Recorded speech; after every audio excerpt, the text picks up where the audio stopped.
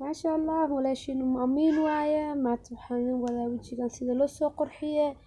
markii xalfad oo meel lagaaga soo wacdo si degdeg ah lagugu soo sheego sida gurigaaga isku qurxi kartid oo heerful no chemical.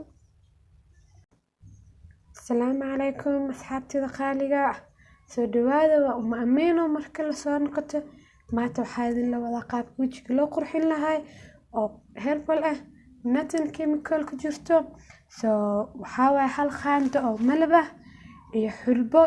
qaando barkeeda xulbadu wajiga u fiican tahay wajiga aad bay u qurxisaa waxaa waayo kareem haruud iyo timirta waxay ku xiran tahay mid adiga haysatay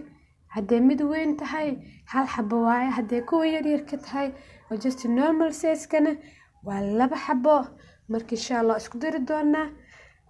brushna ha lagu marsado brushku wuxuu ku saacideynaa inuusan meel ku badan meelna ku yaraanin insha Allah nala socdo marka وكسا أصحابتي خالقة وصود ديالي ما شاء الله سانو كرها ككيان وقدك هاي سكجل عينن بيدنها كدرن تمرتي يا ملبك بس لها كو أحد وحكرا مكبي كرها تابسينن هدو بي كبديسي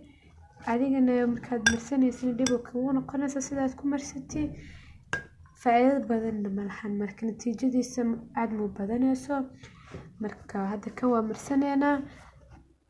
insha Allah waa ka soo marka marsan ka bacdina waa arkeena insha Allah isku soo noqdo wanaagsan ma sha Allah waa ka soo marsanay ma sha Allah tabarakallah waa ka soo marka waa inuu 15 minutes ku marsanaa mise less than 15 minutes laakiin just make sure gala inuu ku qalalo insha Allah ina ka faa'iido arjeen doona